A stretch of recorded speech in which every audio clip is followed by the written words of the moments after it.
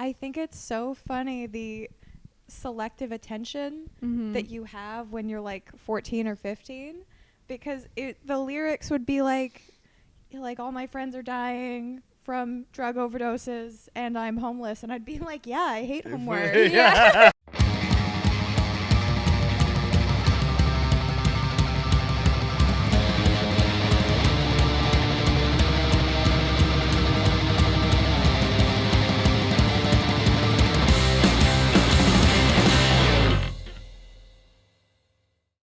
Welcome back to Show Me Yours with Jackie and Jonny, everybody. I'm Jackie Agnew. I'm Jonny DeVito.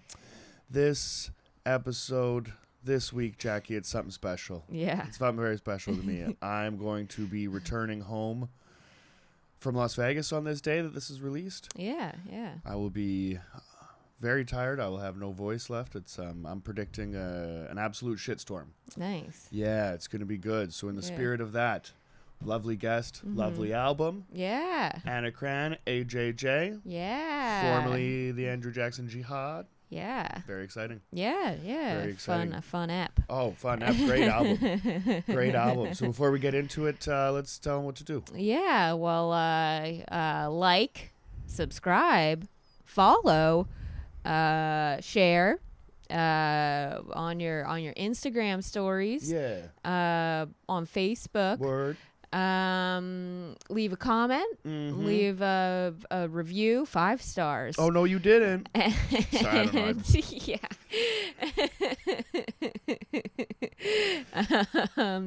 know. TikTok. Jesus Christ. And yeah, any way else any other way that you can think. Come you can see get us the word at the American on Wednesday. Fuck yeah. Yeah. Fuck yeah. And At Container 9. Brewing on Tuesday. I'm gonna be there the night before. It's gonna be good. There's some stuff coming up. But if you'll excuse me, I have to go to another country.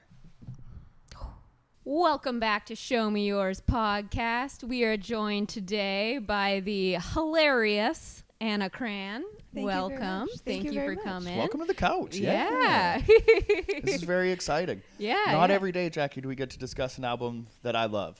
We get to do that every maybe other day, every other week. Not every day. Yeah. Finally, a guest brings in one that's on my team. That's on my team, Anna. Welcome to the house. Yeah. This is very exciting. Yeah. Do you want to start music right off the top? Yeah. So why don't you tell us about the album you brought in? I brought in A Knife Man by AJJ, formerly known as Andrew Jackson Jihad. You're not allowed to call them that anymore. Yeah, they have a post on their website, actually. It's there's a disclaimer. It's interesting. Yeah. We're not Muslims, so we shouldn't have jihad in our thing. We've, after years, it's cool to see a band kind of grow up. Yeah. And their fascination with Andrew Jackson has kind of gone stale, apparently. I believe that might be the exact quote from the website. Yeah. Oh, okay. So now it's just AJJ. So they didn't want to change the name entirely. Well, I mean, once you've amassed, like, the body of work and a following or whatever, right? Like, you still want to sell some tickets, but you could acknowledge, I think, that might not be kosher, and then we could just kind of move forward. They've been together for like such a long time, and I think they got together when they were in high school. Mm-hmm. And they just wanted to move on because they were very, very edgy. Oh, yes. When they first started. Right. Oh, yes. There's a lot of songs that they refuse to perform. And I like it. I like that they like acknowledge their past mistakes and they move on from it. Yeah. It's like a similar progression to like comedians that start off like really like dark and edgy, I guess. And then as they progress, they're like, yeah, maybe I won't just like rely on shock value and like offensive shit. Yeah. Well, I think that's a trap that a lot of people fall into when they first start doing comedy. Yeah. It's weird that you see somebody that you really like as a friend, and you think that they're funny, and then they start doing comedy, and then it's all just like, we're not horrors, fuck this. Yeah. It's very odd. It's kind of it's weird too, but it's almost I don't want to say it's a crush, because like if you like really fucked up humor, if that's what makes you laugh and those are the jokes that you're gonna go for, then great. But it's really, I'm trying to write a little bit more like clean stuff, just like challenge myself to do it. Yeah. And it's weird in your head, because you have an idea at least of the reaction that like these words put together might get. And I don't know if like I could do the same thing with something like mundane or whatever, like went to get my brakes changed or whatever the case, right? Yeah. So it's I think it's Yeah, I mean, it just interesting depends on exercise. what you find funny, I guess. But yeah, it is weird when, like, yeah, you have a friend who like, and talking to them in person, they're hilarious, and then they step on stage and you're like, what is this like character you've become? Well, the fun guy at the party when he takes it to the stage is like, ooh, that's a fun death to watch. Oh, absolutely. And I think the like it's what you find funny is kind of it's also an easy trap to fall into, because then you risk doing like the sort of a roundabout way of saying this, but I had an ex that would make eggs like he would make them so like fry them so much so by the end they looked like brown rice. Oh. And I'd be like, don't do it that way, and he would go, that's the way I like to do it. Do you know what I mean? Yeah. That you could fall into that, like, well, that's what I think is funny, so like, fuck you, I'm gonna do it this way. Yeah, which I think writing clean is a really, really good thing to do. Like, I think so. To challenge yourself, not just to like find different ways of making things funny, but also to better understand like joke structure. For and sure. to not have to punctuate your sentences with fuck all the time. Totally. Yeah, and especially because like in Vancouver, just like in Canada in general, to like make money working in Canada, you have to do like, you know, corporate gigs and stuff like that where you have to be clean. So if you're really gonna like, you know, die on that hill of being like a dirty comedian, then you're just like kind of a dumb hill to die on, right? Yeah. You're basically just admitting that you don't want to do the extra work to do anything else, right? Or if that's really where your heart is, then I mean, go for it. But it feels like you should be wanting to like grow and like evolve as a comedian. Something I think about a lot is that Anthony Jeselnik, he said that when he started doing comedy, he did everything in his power to make sure that nobody knew that it was his first time doing comedy or that he was a beginner. Yeah. And I cannot think of a comic in the world that has not grown as much as he has.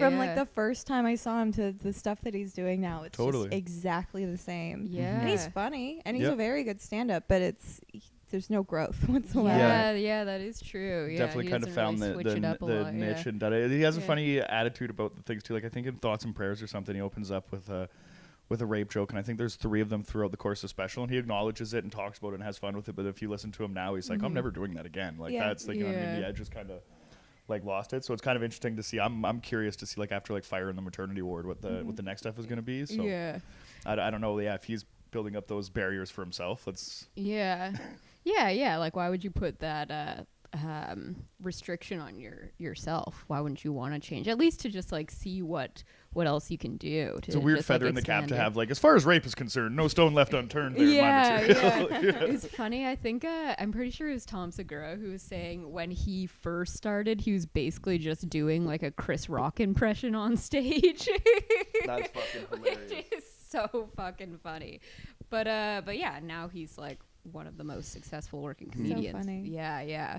So everyone kind of starts. Is there anything that you kind of dip down into to find like when the first time you're going up, is there like some in the back of your head, like something maybe you're like emulating, or maybe this might be like a crutch that I've gotten laughs on in person that I can do, or is you just going to kind of give a stripped down version of yourself? I definitely did the edgy thing. Yeah. That I was like, fuck, you know, penis, vagina, that kind of thing. Or it wasn't even like sexual stuff. It was more like dark stuff. Yeah. Which is the exact same Totally. thing. Yeah, I think especially for like female comedians, that's super, super common because you feel like you need to like, you know, get everyone's attention and like make a statement right off the bat. You know. Yeah, when I talk about vaginas, it doesn't go the same way. You know, I don't. Okay, there's that whole like thing about all female comics talk about is like their period and their vagina and everything.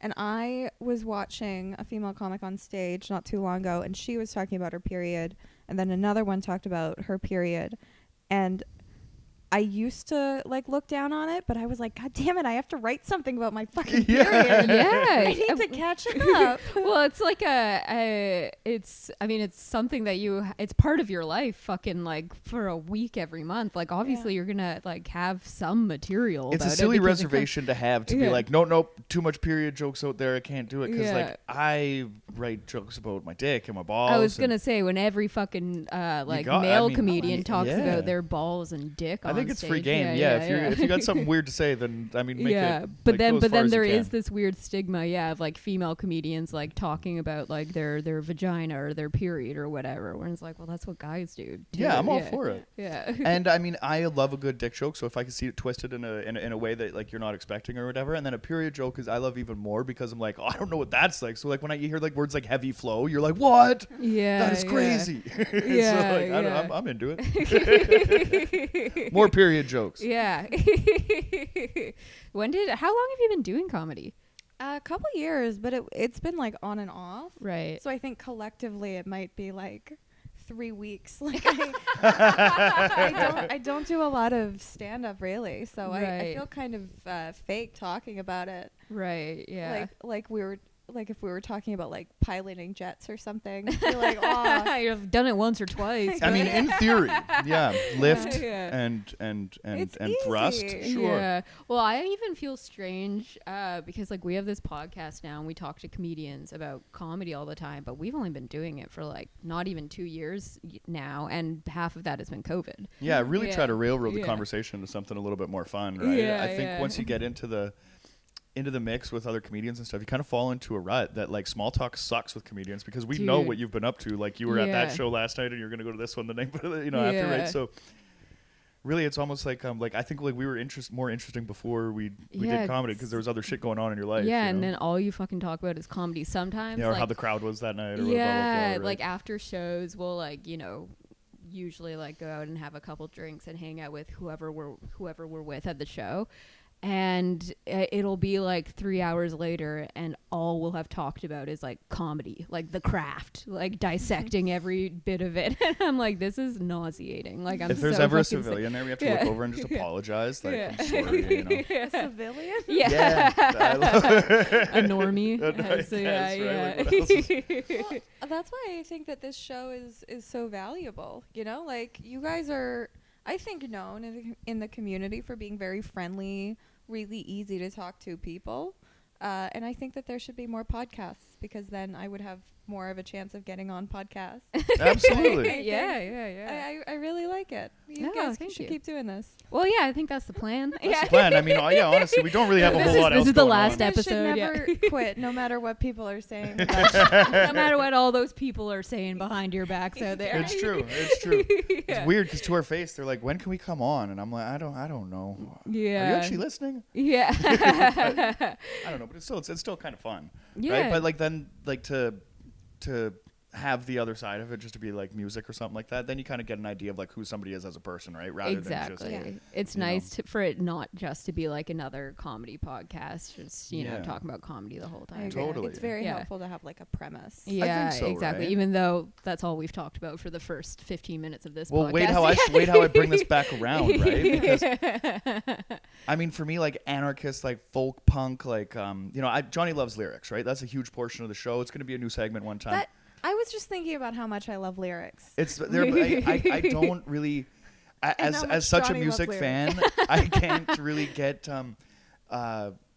into a lot of music unless it's like saying something to me. I really am a stickler for like, say like hip hop or something. I like a certain kind of sound or like a certain like, I don't know, cadence and flow or like an area, of a decade, if you will. You know what I mean? That was like a golden time for that style of music, and that's what I like. But for anybody that's saying something, it's going to go to the top of the list. Anything, and I mean, this band in particular is the shit to me, especially like when I found it when I was young. So how did you find AJJ? Yeah.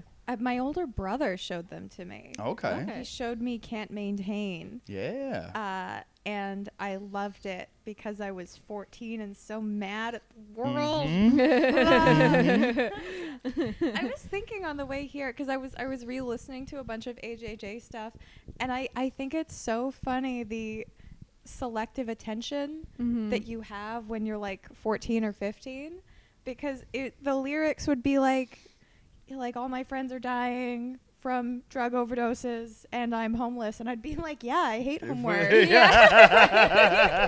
totally get it, man. Yeah, we're on the same level. Yeah. Have the lyrics kind of become a little bit more true as you've aged a little bit?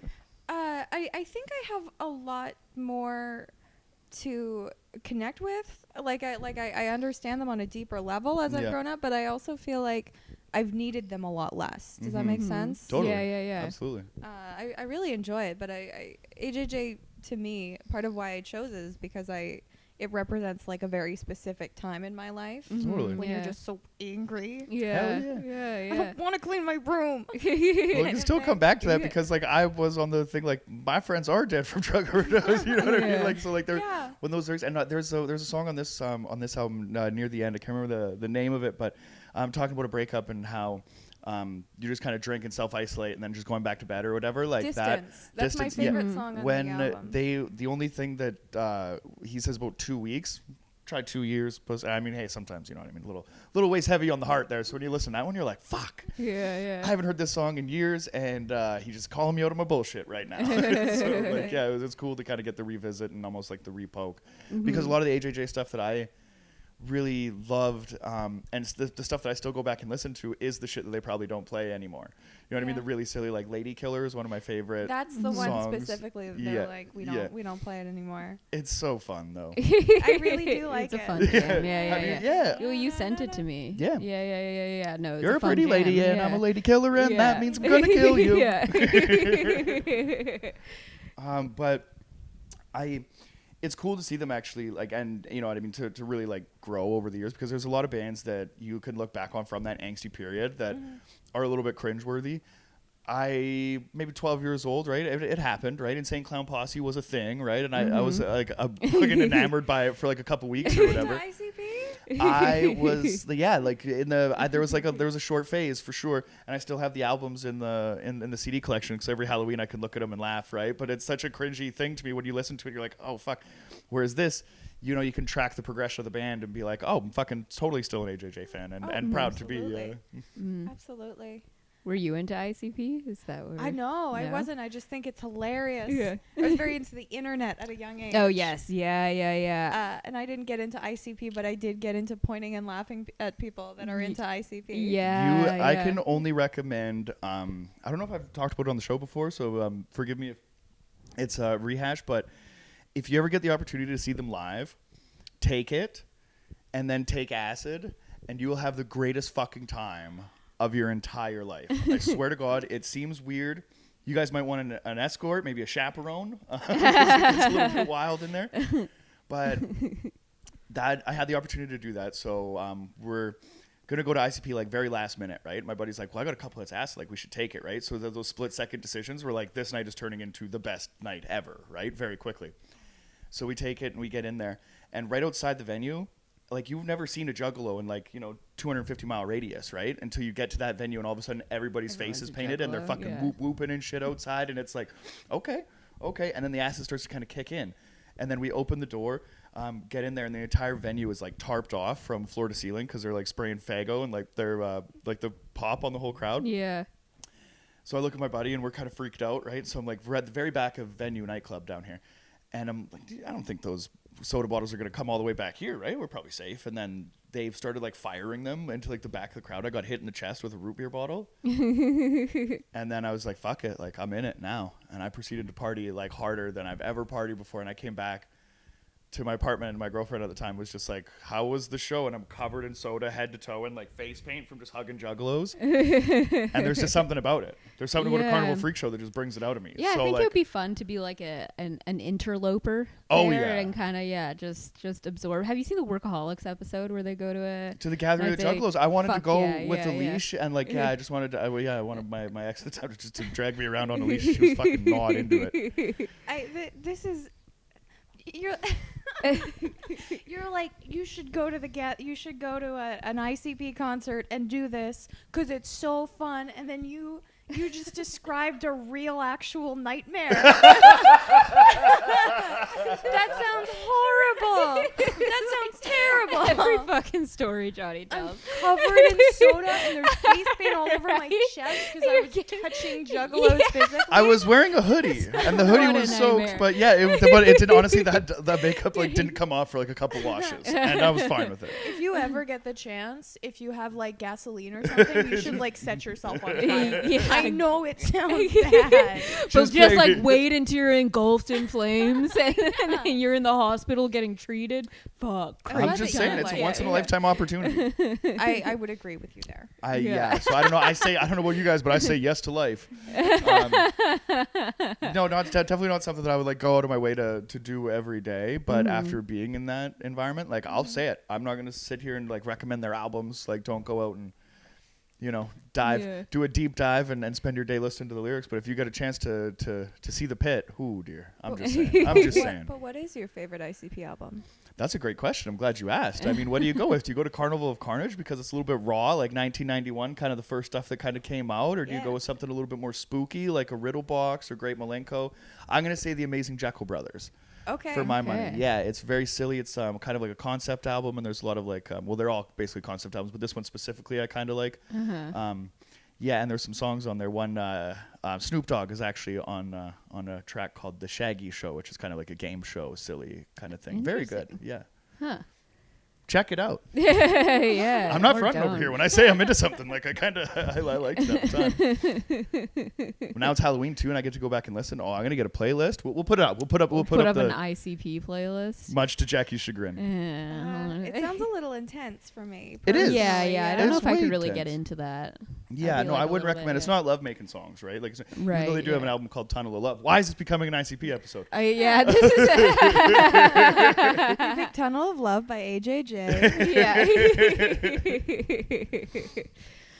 But yeah, so you don't really listen to AJJ as much anymore? I haven't listened to their newer stuff, and it was like a revisiting me listening to their stuff again, but I come back to it every now and then. Yeah.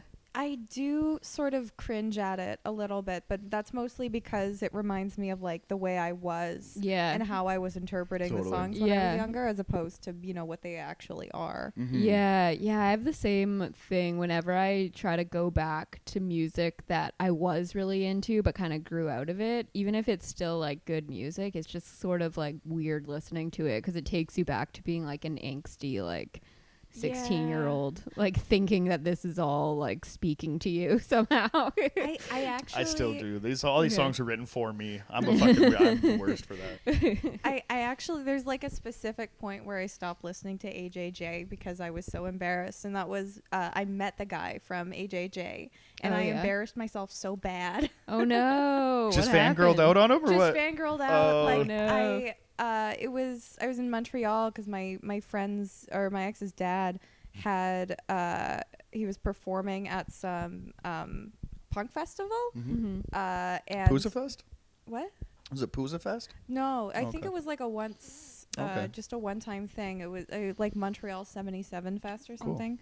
And the guy from AJJ was there, and I got like a backstage pass, and I like because I knew a guy that was performing, and I like snuck in, and I was just quietly like, okay.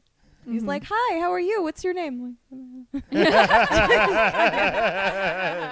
It was very, very embarrassing, and I represented myself very poorly. But every time I've seen him since, like at concerts in Vancouver, he's like waved, which is very nice. Aww. But it makes me feel like a toddler. Like a toddler wearing like a fireman's hat, like waving to I think firemen. it's funny. It's like there's the shy girl, like we see. Yeah. Everything's fine. I put out the fire. That's awesome. I've definitely embarrassed myself in front of some people that like I respect, and it's. Oh yeah. Tell me all about it. Well, the worst one I think of all is Jello Biafra from the Dead Kennedys. Okay. Like punk rock icon. You know what I mean? One of the like the the real minds or whatever that really kind of kicked off like political punk rock and stuff. So like the shit that guy's been singing about, he fucking means, right? So it's about 3 a.m. in a Las Vegas casino, and he's having a very serious conversation with somebody, and like hasn't been doing what I've been doing all the way up to 3 a.m. in that Las Vegas casino. Yeah. You're at different levels. Very different levels. Yeah. And Jello Biafra is like a god to me. So like when I turn the corner, I'm not expecting to see him like right there. And me and 2 of my friends were like, "Oh my god!" And it was like a hard fanboy and 2 fangirls, just like ah. And he was very kind, and he stood there and he said, "Give me a minute." And he just pointed in the corner. So we just had to like We stood in the corner very afraid. We were like, I think he's going to talk to us, but I don't know if this is going to go well. Yeah. Were you facing the corner? No, I should have though. I did. Yeah. I honestly, like, there was a dark cloud above my head, and I was like, I think that my hero is going to tell me that I'm an asshole. Yeah. And he absolutely did. He was very cool.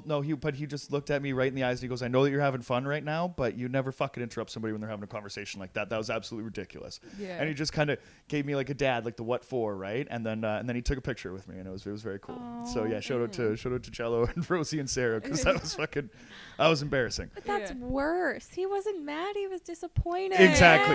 Because we were walking and like laughing on like a 10 when we were coming like around the corner towards going towards the elevators to go back up to the room. Yeah. So we were like so fucking excited, and then that moment happened, and then we were so quiet and mousy, just like walking through the thing. I'm just like, we gotta be on our best behavior now. It's 3 in the morning, and we were fucked right up. Like, hey, you know, we can't be doing that shit over here. Yeah. I've had similar, because whenever I'm downtown and I see like a group of drunk people like marching down the street and being like loud and disruptive, like I get so mad that I'm just like, those guys are fucking assholes. Yeah. And there have been times when I've been in a group and having fun and been drunk, and then somebody's gotten mad at us, and I'd be like, I'm the asshole. I'm the villain. Yeah. I've had plenty of moments. Yeah, more villain than the hero, I think. Yeah. It's embarrassing. Bad guy, Johnny. I try not to be. I think I'm okay now. My body just won't let me go as hard as I used to. So now I'm like, time for bed for me. But it's not like. It's more like a health decision than it is like me being a good person, which however you can get it, take the win. Yeah. One time, like shortly after Tom Petty died, there was like this tribute night at a bar in Victoria, and me and my friends went because we were all really big fans of his, and so it's not like a party scene, it's a Tom Petty tribute band. And we were there, and I was fucking shit-faced, and I was being so obnoxious and making such a scene in the bar. And at one point, and like the fucking the bouncer kept like kind of coming up to my friends and being like, you have to like calm her down. And at one point, I had like a beer bottle and just fucking smashed it on the floor. Yeah, and so he came to my friends. He's like, you gotta fucking get her out of here before I throw her out myself. This was at a Tom Petty tribute night. We'll turn up on a Wednesday. That's awesome. Yeah. I remember one time I was on Granville Street late at night, and I was drinking with friends, and I like turned my head, and a glass bottle like whizzed by me, like inches from my face. I wasn't even doing anything. I don't know. It just bam. Oh my God. Died maybe. Well, it would be hard to really. What would you have done that would have that could have justified a glass bottle going towards your head? Like you're like, I wasn't doing anything. Wasn't me. Yeah, well, I always feel like in those situations, like an alternate universe version of myself died. Right. Yeah. And I'm so glad that that I'm Anna Prime. That is. I'll never die. Yeah, there you go. Yeah. Oh my God. Yeah, that really, you just like missing a step on the stairs. There's so many times. Jesus Christ, so many fucking worse ones. And then there's just like that. Like splinters off all like the different but I'm the furthest point of that you know what I mean, right? Johnny Anna Prime, you said? Johnny Prime. Oh, that's so cool. Yeah. Johnny Prime. You should keep that, Johnny Prime. Dude, my fucking second album's coming out yesterday. That shit's gonna be fire. Johnny Prime time. Johnny Prime time. They know about me. Ask about me. Yeah. That's pretty awesome. It's a cool name. It's Johnny Test. You should use that. Johnny Test. But there's so many like Johnny Mnemonic or Johnny Quest was like that was actually a thing in music or whatever for a while. I don't know. But Johnny DeVito, like they just gave me a name that I already like, right? It's really good. It's a really good name. That's why I couldn't fake my own death, because like I just try to Google my old name and shit and be like, I wonder if anybody found my old stuff. Yeah. And then you'd have to have like a new inferior name. Yeah, how shitty would that be? Yeah, and then like after a while, maybe you'd start trying to go by Johnny DeVito again because you're Danny like missing DeVito. Yeah. Yeah. Just a bastardization of it. That was like, yeah, if I just kind of nailed one down. No, I'd want like a strong, like, yeah, John Strong or something like that. I'd want like a stupid white guy name. Yeah, John Strong. I don't know why. John Dong. Yeah, John Strong. Long tongue John Strong. Long tongue John Strong. Not one person has said that about me, but hey, you know what I mean. We'll still keep putting the flyers out there, you know. Yeah. Keep advertising. Absolutely. Try and get it off the ground. Yeah. Jackie, what did you think of Knife Man, by the way? I really liked it. Yeah, this is my first introduction into AJJ. It reminded me of what's her name?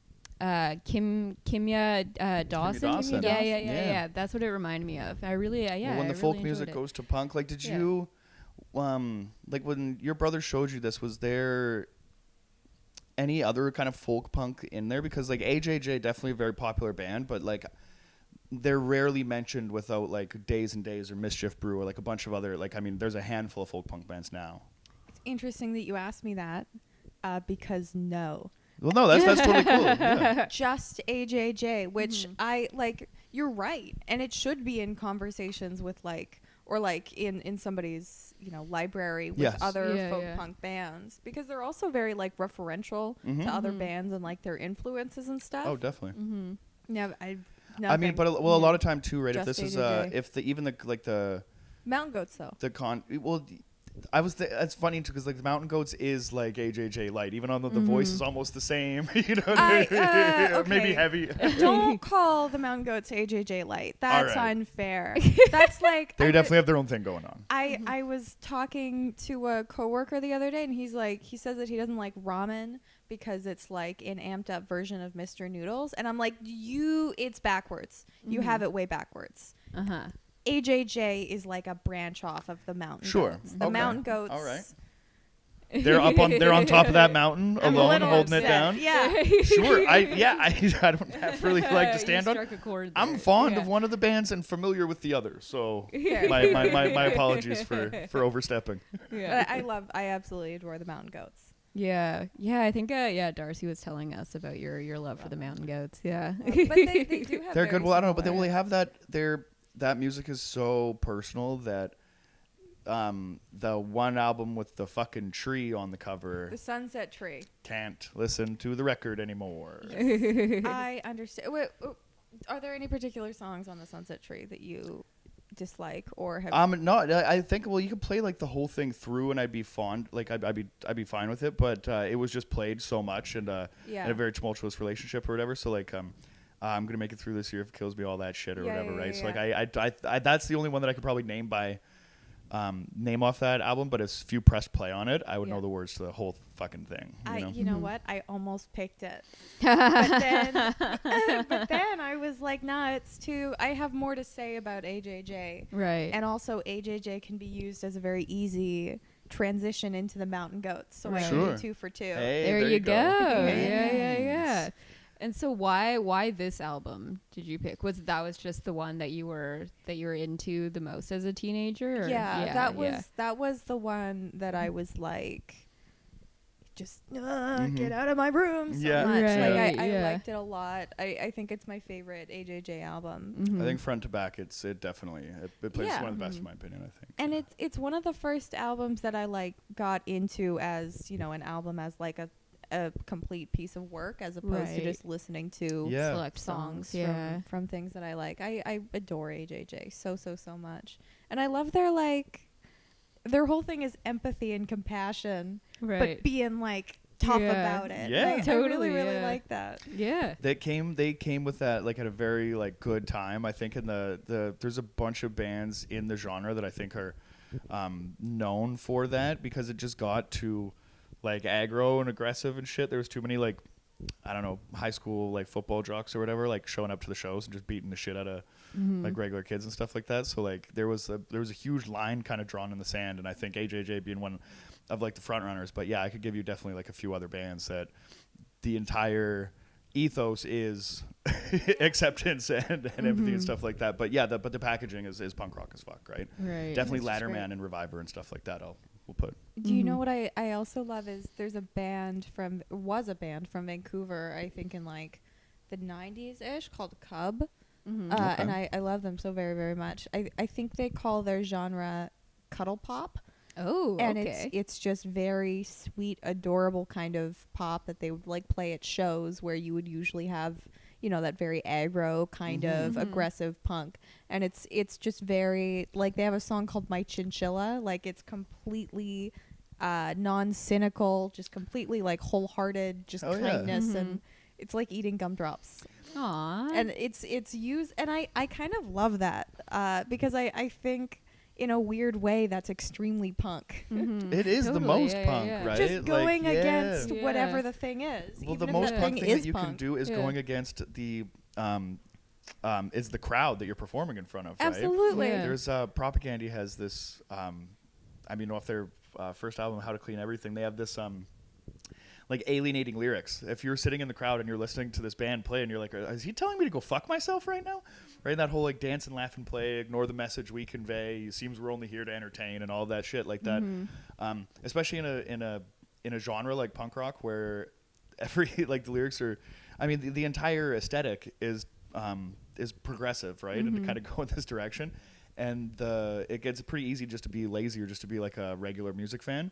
So it's pretty common that 90% of the people that enjoy the music or whatever aren't actually on the front lines like fighting for change and stuff like that. So it's really it's an interesting moment when they kind of turn the mirror at you. Like, if you know the lyrics, then do something fucking more about it, right? Yeah. Did you ever get into Jeff Rosenstock? I not as much as everybody else. Definitely familiar, but I just don't think I've given it the chance yet.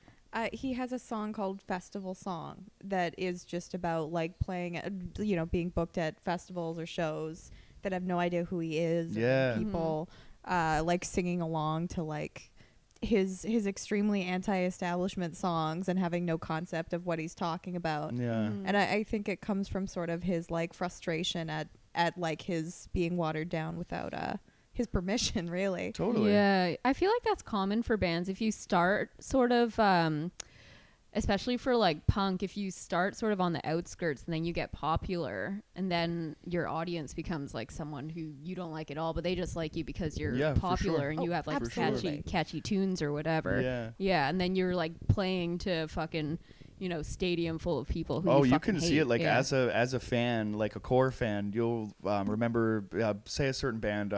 Well, the Flatliners are a good example. They're still a really good band, but seeing them 10 years ago and, you know, playing for like 10 of us and then just watching as the band grow and watching the band kind of evolve too.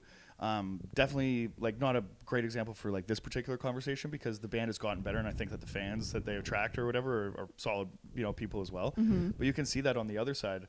You know, when you're watching, you know, for better or worse, like these kids kind of follow their dreams or whatever, right? And then when they get to to a pinnacle, like imagine to get to the mountaintop and realize like, wait a minute, these kids are fucking assholes. Yeah, well, it's the same. Like, I can't remember if we talked about this on a podcast or if it was just a conversation we had recently, but it's the same. Like, Nirvana is like the classic example. Oh yeah, it's like they fucking like hated their fans totally. by the end of it. Yeah. By the end, they were just like the most popular band around, and then Well, I think I don't know. It's pretty common too for. Well, I mean, it's like human nature or whatever to get to to like still be depressed once you get to like to reach your goal or whatever. Because on the same vein of Jeff Rosenstock, Lawrence Arms, one of my favorite bands, has a similar song, basically the Warped Summer Extravaganza, where they got kicked off the Warped Tour for basically being like, "Fuck this place." You know what I mean? And for like that rules. Yeah, exactly. And for a young punk rock band, like, dude, this is your stage to blow up, right? When they got there and they're like, yeah, but these kids have to pay like $10 for a bottle of water. Go fuck yourself. Like, this place sucks. Yeah. So we'll openly say fuck these guys on stage, and then if they tell us not to come back, we won't come back. Right? Yeah. But so that might have took a lot of money out of their pockets. But like 10 years later, 15 years later, like the kids like me that remember that story, like you hold that band in high esteem and a high regard, because of that, right? And I feel like it's worth it in that regard. For the long run, if you're gonna stick around, then is artistic integrity exactly worth losing money on one concert? I don't know. Well, I mean, depends on, I guess, what your goals are as an artist. If you just want to be like rich and famous, exactly. The Warped Tour was packing them in there. But that is kind of what differentiates bands between like bands that kind of stay true to themselves versus those that like sell out or whatever. It's like when they reach that point, if they're gonna be like, well, fuck these guys, we're still gonna do our thing, or if then they just start playing into that and start making songs that are more directed towards those people coming to their concerts who they hate. Well, just because you're going to get more money that way. Well, it's interesting, right? You can kind of see like who kind of hangs on to that integrity with like the ticket price and the venue selection when they come through town. Oh yeah. You know what I mean, right? If they've blown up a little bit or whatever, that $15 ticket turns into $50 next year, and you know you're playing in a much bigger room is fair enough. I mean, everybody's wanted to play the Commodore, and that's great, but like you do. You know, we have a little bit of respect for the band. It's like, okay, no, we'll do 2 nights or whatever. You know, we'll add another show and still keep it, you know, like pretty local or whatever, right? So, I don't know. Say what you will about it. I prefer a smaller venue for music anyway, but yeah, the Biltmore was the best. Biltmore's so good. It's shut down now, unfortunately. Well, Taylor is gonna Taylor's doing his next month or November. So I don't know. Maury? I think he's doing. Have you seen like all of his posts and stuff about the mixtape or whatever? Are you so even he's on the doing internet, this, Anna? Yeah, I thought you said you were into the internet. I like the internet, but I don't. We can just say that I don't check on Taylor Morey too much. That's fine. I'm not too concerned with That's what fine. Taylor Morey's up to. That's fine. Basically, he's neither were we. We're just it just keeps popping up. He's like putting up this show at the Biltmore that he's basically gonna record and turn into like a kind of like a comedy version of like a concert film / documentary. That's kind of fun. It actually seems really sounds cool. Like it sounds cool. Yeah. I mean, you could have booked us, but hey, what are you gonna do? Yeah. My only criticism is that we're not on the show. I hadn't heard about this. Yeah. Is this gonna be like a comedians of comedy kind of thing, or? I don't know. He has or like a stop making sense kind of thing. Yeah. Two very baseball references. Yeah. I'm not really sure what the vibe is gonna be for the thing. Put it together. I have no idea, but there's a bunch, like kind of like a showcase amount of comics that are on there. So I don't know how long they're gonna do or what exactly the format is, but it seems pretty cool. Yeah, and it's at the Biltmore. Check it out. Check it out. I totally don't know what date it is. October 16th at 9 p.m. There you go. I think it's November. We'll figure it out. We'll put a link. Well, we'll edit that in post. We probably won't. We probably won't.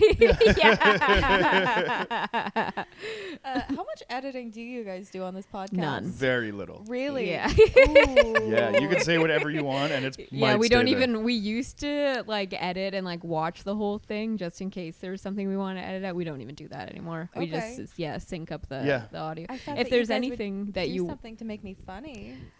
No, that's kind of on you, right? Like we're gonna we'll still release it. It's gonna be what it is. But yeah, I'm not gonna have like it's not like pop-up video. We're gonna be like boop, boop, boop. It would be cool, if we had the energy to make it like a fun edit, like Brad Leone. Yeah, I know Brad Leone. Yeah, his videos to do like a fun edit like that. Honestly, for how long are we supposed to record this? Like an hour? They're about an hour. It would be a bit much, right? Awesome. Yeah, we can jump out. We can anytime that you want to pull the shoot, we can pull the shoot. I do like Brad Leone, except he fed beer to a goat. What? He fed beer to a goat. When? I'm not really offended by that. Like on his Instagram story. Oh, really? He was at a farm and he fed beer to a goat. Oh. And people on the internet were pretty upset with him for a little while. He's just such a lovable doofus. Like, I'm sure he didn't even think about the fact that you should not feed beer to a goat. Well, he went well, back. I think right now, I think that goat is doing just fine, and everybody's moved on from the matter. Well, he posted. He's like, "No, you're supposed to feed beer to goats." Oh, on this farm, goats drink beer. This is what I was supposed to do. Fair enough. Well, hey, man, you got to respect the customs of the farmer. I mean, I'm gonna have to look into the farm. Yeah. but yeah, we're big Brad fans. Love Brad. I like Claire. Right. Yeah, we've heard about your baking. Yeah, you fancy yourself a baker, I hear. Yeah. I am a baker. Thank you very much. What do I know? I love Claire. You didn't even bring any cupcakes? Yeah, I loved her. Because is she still with Bon Appetit? Did she stay or did she leave? Is she? I don't know if she's a dirty scab or not. Yeah. But I think she still works with them a little bit. Yeah. But she's doing her own stuff now. Right. Yeah, I loved her. The I forget what the segment was called when she would take a Gourmet Makes. Yes, Gourmet Makes. I love Gourmet Makes. Yeah. Oh my goodness. So adorable. And she's so like I love her. Her videos during quarantine were so fun too, with like her cats running around the whole time. Yeah. I have cats. Did you know that she's left-handed? I'm left-handed. You're like basically the same person. Yeah, you guys would get along great. I think so too. One time, I keep having. Darcy always makes fun of me because I have like the worst dreams. Like while I'm sleeping, I had a dream. I had a dream that I was like at a party that Claire Saffitz was at, and I like said hi to her, and she said hi back, and then I like.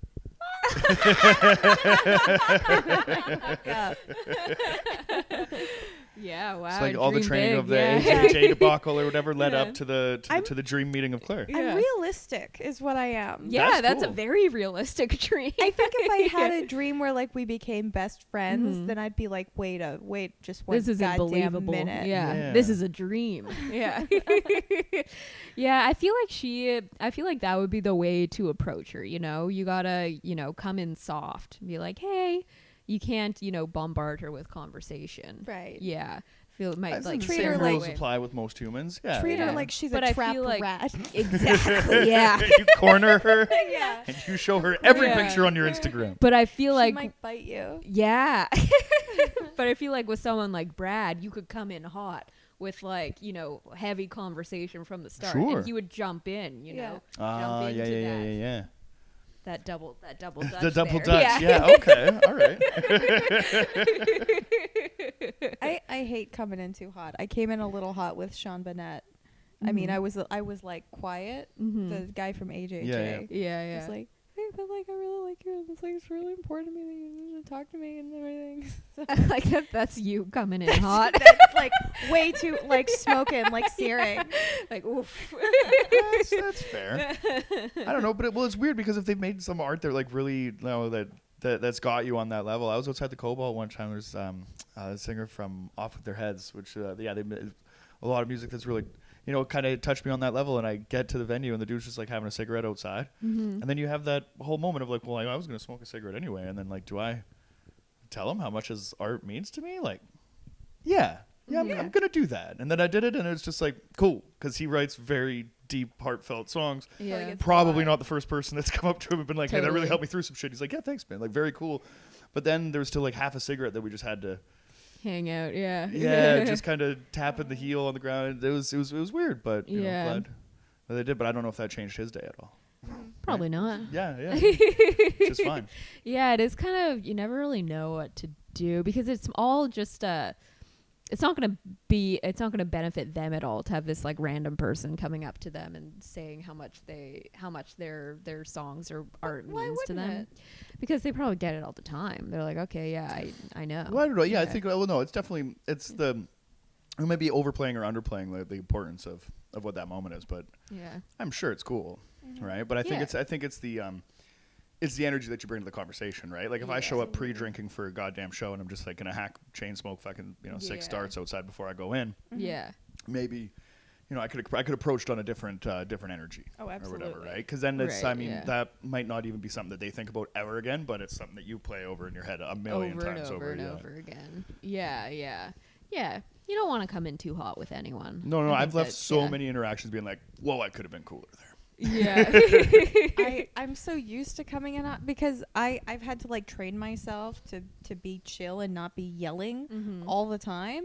And so sometimes when I come off as like cold or mean, I do it too much. So I come off as cold or mean. I had that feeling about you the first time that I met you. Really? Yeah, a little bit. Well, if I It's since gone. After we spoke to each other like one time, I was like, oh no, you're cool. well, sometimes if I overcorrect and like I'm walking away from the interaction, I'm like, I overcorrected. I probably came off as really rude. I'm Right. like, cool. I came off as so cool, yeah. which is not good I'm super either. chill there. Yeah. Yeah. Well, I don't know. Like, it's better than being like overly nice, which I think I fall into a trap of a little bit too, right? So I think Yeah. it's cool to draw a line there. Yeah, I can see that sometimes- because then like how nice I am one evening will stretch into like the next week. I'll forget who that person is entirely in that interaction or whatever, just because I was just kind of bubbly off a couple drinks or whatever at a show and stuff. And then I'll be like, that person's probably been thinking like, oh, that's my buddy now. And that's an issue for me for sure. I could see you being a lot of people's buddies. Yeah, I'm a lot of people's buddies. I definitely am. Yeah, sometimes I feel I like fear that I come off like cold because I don't go out of my way to engage people in conversation. You do. But once people are talking to me, you're late for the party. But I just like don't You'll turn up at a Tom Petty I'll fucking smashing beers at Tom Petty tributes. Somber evening. Absolutely. I love that everybody's there just to remember the life of Tom Petty, and there's just one girl in the corner in a Heartbreakers t-shirt fucking smashing glass. Also that night after we left, my friend had to leave with me because I got kicked out, and we were waiting. We were in Victoria, and her mom was going to come pick us up. And then this guy started like catcalling us, and I like, when my friend's back was turned, I got in a cab and went home with him.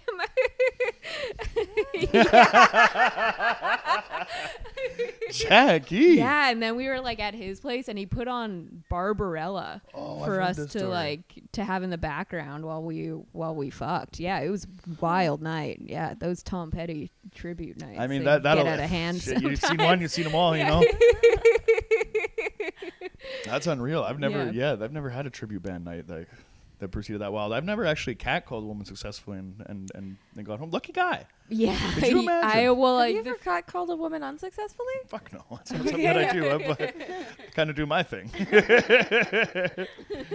it all the time. Never successful. Hey, sweet tits, where you going? Get over here. Something like that. The worst part about that whole story, other than like me abandoning my friend, but the second worst part is thinking that after that night, after his success that night, how many more times he probably catcalled women hoping this shit works. Yeah. Oh, Jackie. You fucked up there. Yeah. That's a lot of operant women. conditioning. No, it wasn't. I'm not a good ally to my own gender. Yeah. But I mean, you made, somebody has like the coolest story ever because of that, though. Right? Sure, yeah. Got right in the cab or whatever, just super into Barbarella. Yeah, like, you've been making I put fun on of that Barbarella. She didn't tell me to turn it off. It was crazy. If there's two things for sure I know women love, it's Barbarella and getting yelled at in the street. Yeah. Well, you know what's great is like that story is so unbelievable that so many people have probably called bullshit. It's like, no, man, it was like it happened. I swear to God, it went down. Like that's never fucking worked for anybody. Like, no. I'll prove it. I wonder if that guy's still in the same corner yelling at women. Yeah. He already has Barbarella like in the DVD. That shit's ready to go. He like turned on. He's like, I've been meaning to watch it. Like, and now is the time that you're gonna cross this off your list. I wonder if that was one of those things that sometimes people will have answers to like, what's your favorite movie or favorite like band, specifically tailored to what they think the other person will like. Oh, they have like it's in the back pocket holster. Yeah. Like, oh, I like 10 Things I Hate About You. Women love that, or something like that. Fuck. And he just like pegged me as someone that would be into Barbarella. Jesus. Well, you clearly were. Well, yeah, it's true. Fuck. Oh, he also like one of his walls was just like a mirror. It was a fucking weird night. Yeah, it started out with I mean, hey, these Tom Petty nights always start innocent. You know what I mean, right? And then it escalated. Yeah. Well, Jesus Christ! I'm glad you made it out of there alive. I mean, just barely by the skin of my teeth, but got out of there by the skin of his dick. Yeah, no shit. By the skin of his dick. His cock skin on your teeth. We don't need to get into by the skin of his dick skin. Semantics. You know what I mean? Yeah, we don't need to get lost in the weeds here. Has there ever been that's a great moment in hookup history though, actually. Like that's pretty like the circumstances for the fella there. You chalk that up as a win.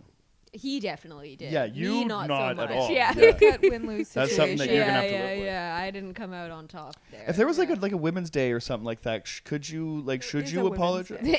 If there was a Women's Day, shouldn't there be like 365 of them? I'm over here loving women every goddamn day. Shit. Nice. Saved it. Yeah, but okay. So on this so-called Women's Day, maybe you could apologize, to your brethren. To my your fellow sister women. Your sister. I don't know. My sisterin. Yeah. That's the only. Fuck I feel 'em, like right? everyone's doing just fine. Yeah. I don't have to atone for that. Sure. I'm just spitballing ideas here. I really have no idea where to go from. I wish that I had more hookup stories, but I don't. You don't need to bore our audience with that kind of stuff. I'm ashamed of my body.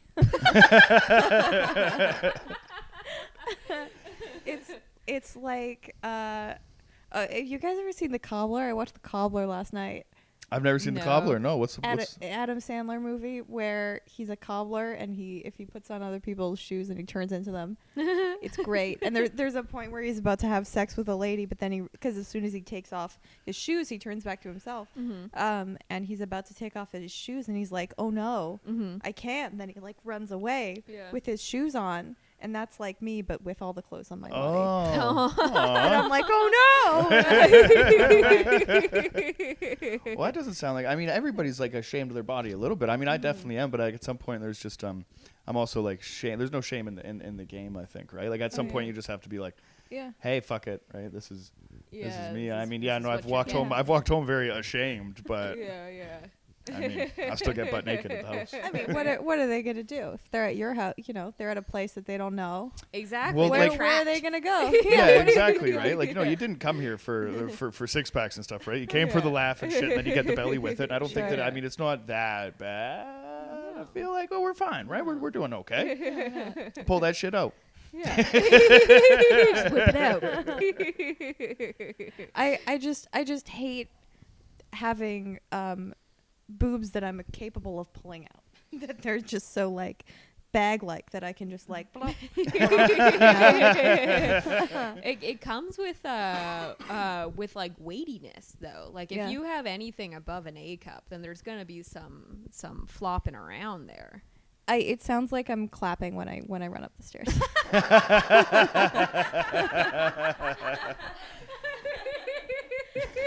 2 times against the chest, or just one where they're coming into the middle?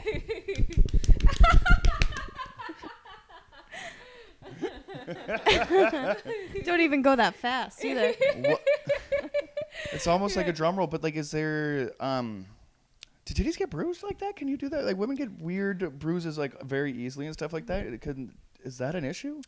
I don't think I've ever had a titty bruise. Sweat. Is there titty bruises? I don't. You can definitely get bruised. I'm sure on your you boob, could. but Yeah, I've if you got like hit really hard, but not just from like, because I think they're pretty, sturdy. They're used to flopping around a bit, so they're, they don't bruise that easily. But I'm sure if someone like imagine like your dick tip just got bruised because you went on a jog or something like that, and it was just like it was flopping around or something. That's silly. Sounds just awful. A dick bruise. I mean, any dick injury like is a bruised the worst banana thing that you've. Oh my god, no! It's usually because it's usually the skin, right? Sometimes there'll be like an abrasion.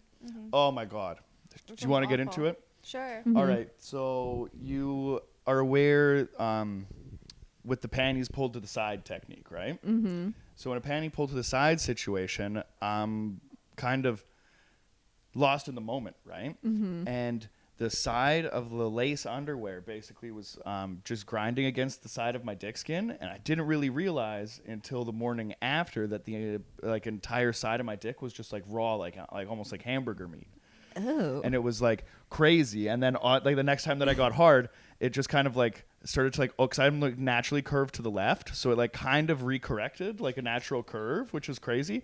But then you don't want to touch it like afterwards, right? Because like, I mean, it's raw skin. It's raw skin, right? Yeah. But your dick still gets hard, right? So like 3 days later, you're like, I'm okay, I think I'm good or whatever, and then you just try to jerk off and you just can't at all. So then a week later, because this thing, the problem just kind of keeps going.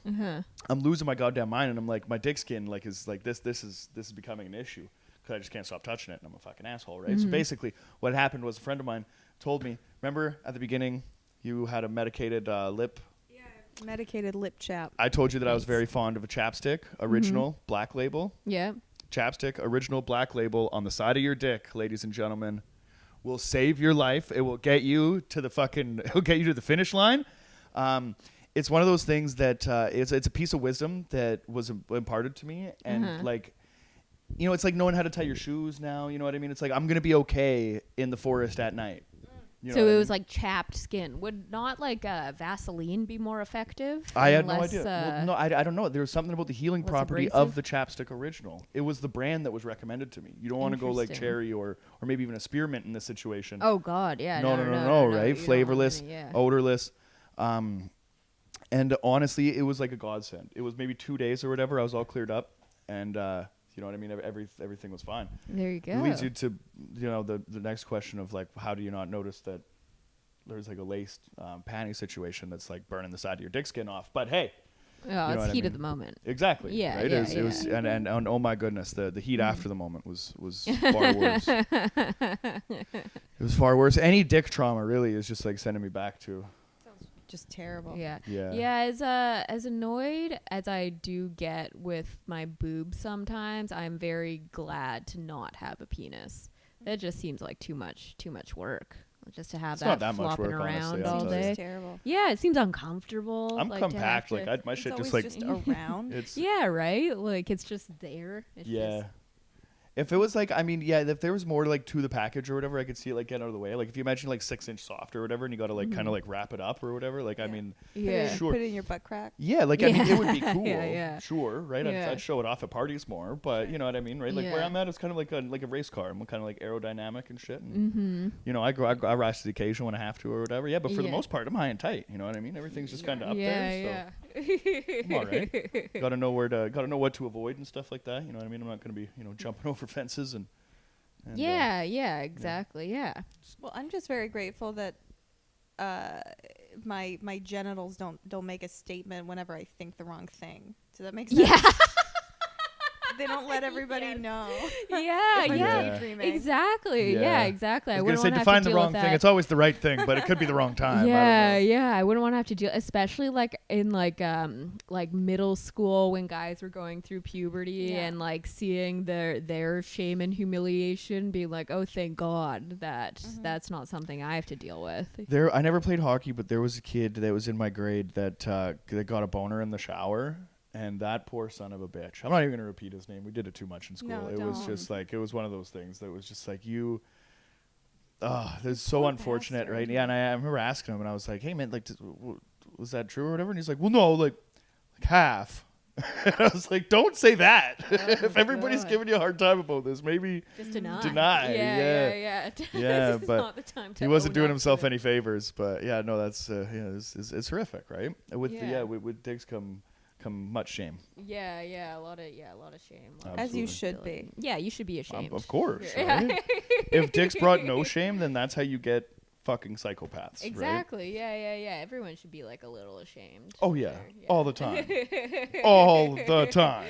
Yeah. It's okay. I don't think that this is the kind of message that Sean Burnett would have wanted us to be preaching. Hey, dick shame? Be ashamed of your body. Be ashamed of your body. Everyone's a little ashamed of their bodies. Yeah.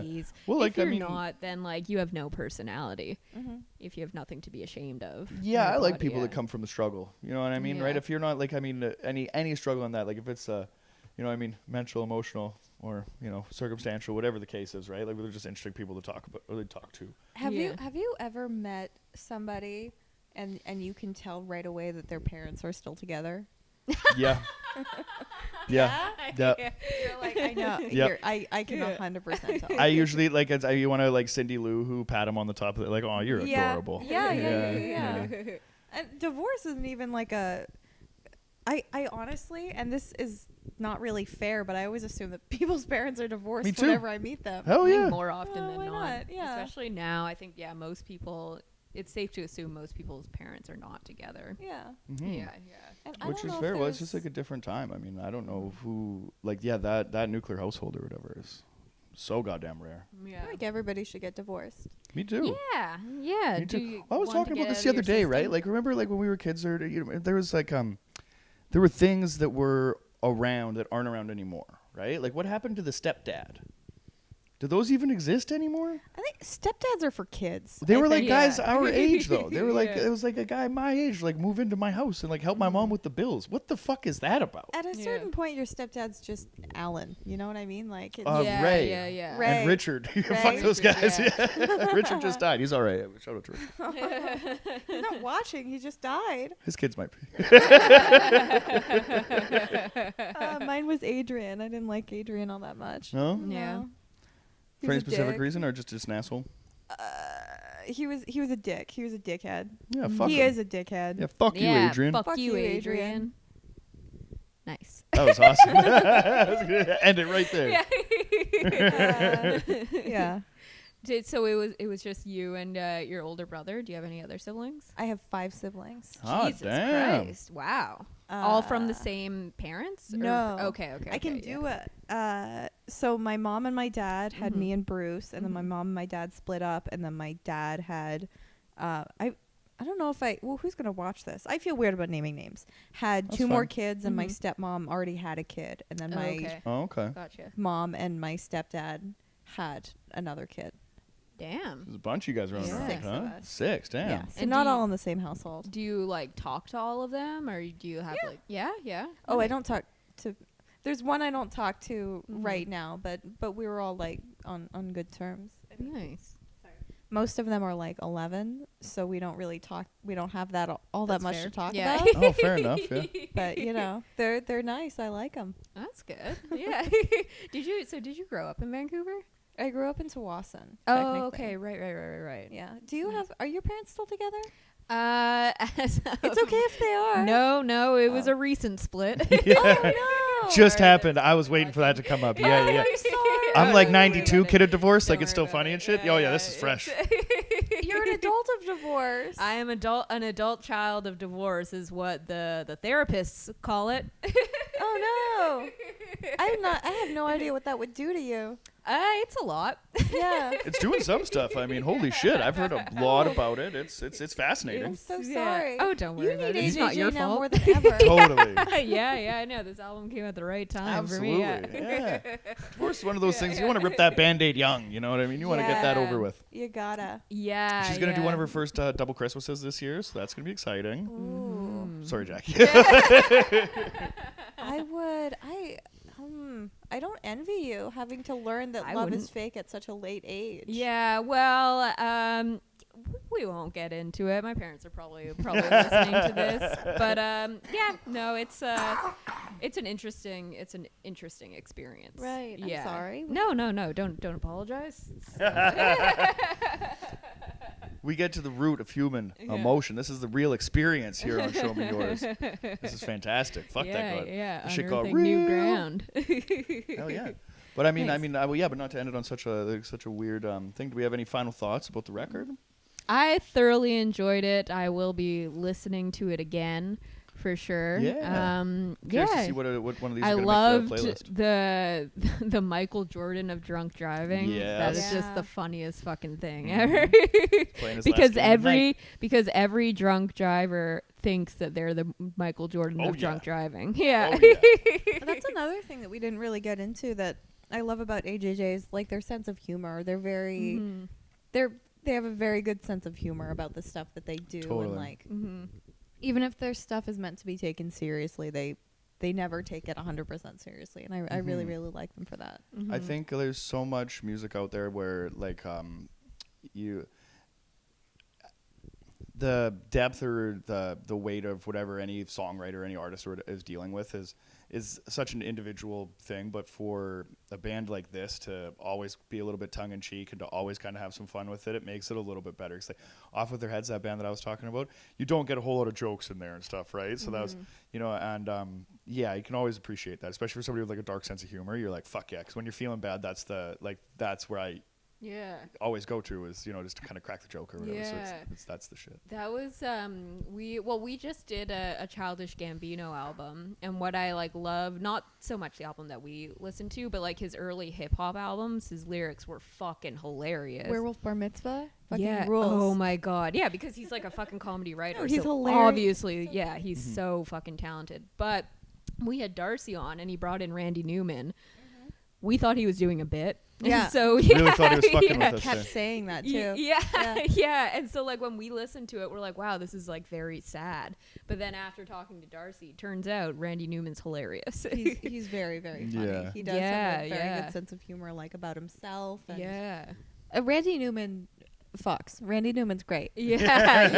No, he turned us into fans there. Yeah. yeah, Oh, definitely. yeah. Hell yeah. Fuck yeah. I remember Short People was one that I really liked growing up. My dad used to sing it to me because I was short. Relatable. Yeah, no, I never got that one. I'm glad that I'm late to the party. There's so much more to kind of discover there. Oh, yeah, there's a ton. Yeah. We're gonna have to delve into the archives. Hell there. yeah. Well, and do you want the people to follow you? Where can they find you? Where can they find you? I'm at Piranha Crab, PIRANHACRAB. I used to be a spelling bee champion. Did I mention that? No. When I was a kid, I used to be a spelling bee champion. Oh my god. Anyway, Piranha Crab on everything. Hell Thank yeah. you very much. There you go. Awesome. Thanks for coming on. Yeah, thanks so much. This is awesome. Thank you for having me. This was so much fun. Yeah, this is fun. All right.